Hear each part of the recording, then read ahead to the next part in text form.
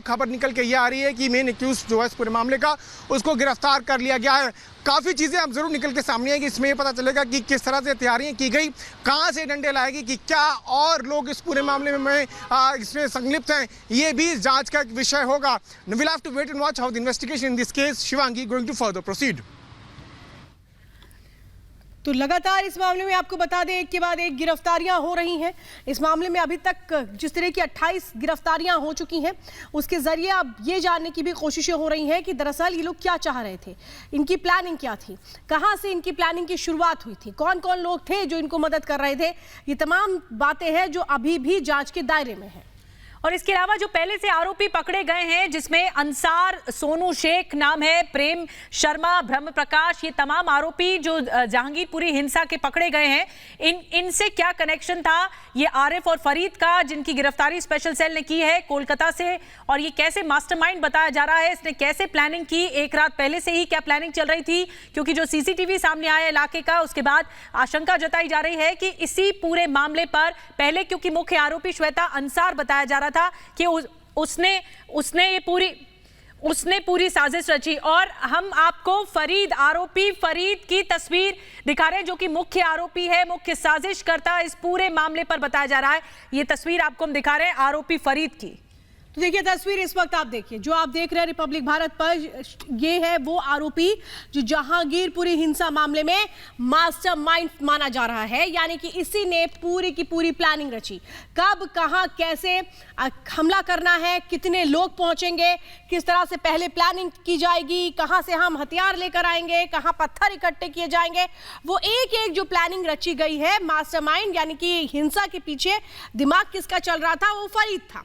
फरीद की फोटो इस वक्त हम आपको दिखा रहे हैं। यही वो शख्स है जो 16 अप्रैल को जो हिंसा सामने आई थी, जिस वक्त हनुमान जयंती के दिन रैली निकल रही थी, शोभा यात्रा निकल रही थी, वो लोग जो अचानक आकर के हमला कर देते हैं, पत्थरबाजी कर देते हैं, गोलीबारी करना शुरू कर देते हैं। दरअसल वो अचानक नहीं था, उसके पहले एक बड़ी साजिश रची गई थी, उसके पहले एक तरह से लोगों को कैसे एकजुट किया गया था, और फिर उनको बताया गया था कि करना क्या है। यानी कि फरीद की गिरफ्तारी के साथ अब ये बिल्कुल खुल करके सामने आएगा कि इनकी प्लानिंग कितने लंबे वक्त से चल रही थी, इनको हथियार किसने मुहैया कराए थे, ये लोग पत्थर क्यों इकट्ठा कर रहे थे। कई ऐसे सवाल हैं जिनके जवाब मिलना बाकी है। और तस्वीरें इस वक्त आप देख रहे हैं, मुख्य आरोपी यानी मास्टरमाइंड की तस्वीरें, जहांगीरपुरी हिंसा मामले में फरीद की तस्वीरें इस वक्त आप देख रहे हैं।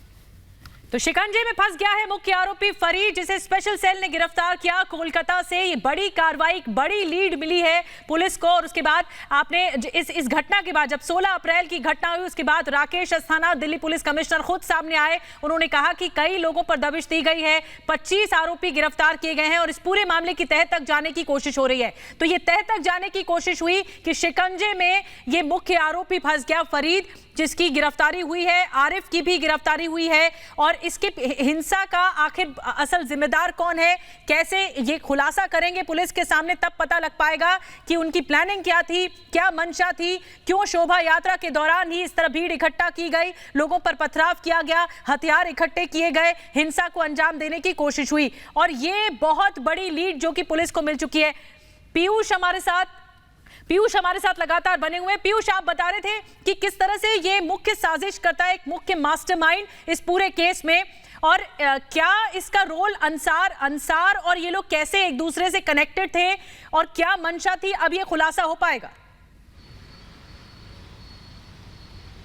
बिल्कुल निधि, खुलासा जरूर हो पाएगा। आपको बता दें, आपने अंसार की बात की। अंसार को पहले देखा जा रहा था कि वो मेन एक्यूज्ड है और उसने ही पूरी जो है साजिश की, लेकिन अब जब फरीद को गिरफ्तार कर लिया गया है तो कई चीज़ें निकलकर सामने आएंगी। पहले आरोप अंसार के ऊपर यह था कि अंसार ने भीड़ को उकसाया, वहाँ पर जाकर शोभा यात्रा पर हमला किया, शोभा यात्रा में जो लोग शामिल थे उनके साथ झगड़ा किया। लेकिन अब फरीद की गिरफ्तारी हो गई है। फरीद के ऊपर यह आरोप है कि ना सिर्फ उसने भीड़ को उकसाया बल्कि पूरी साजिश भी की कि किस तरह से जब शोभा यात्रा निकाली जाएगी तो उस दिन लोगों के ऊपर हमला किया जाएगा। ये पुलिस सूत्रों की माने तो ये उनका मानना है। फरीद काफी दिनों से भागा हुआ था और उसकी दबिश के लिए, उसको ढूंढने के लिए दिल्ली पुलिस ने कई तरह की टीम्स भी फॉर्म की और वो टीम्स, स्पेशल दल की टीम जो है वो कोलकाता भी गई, वो वेस्ट बंगाल भी गई, वहां पर कई जगह पर रेड्स मारी गई और उसके बाद नीतू जो है अब उसको गिरफ्तार किया गया। फरीद उर्फ नीतू इसका नाम है।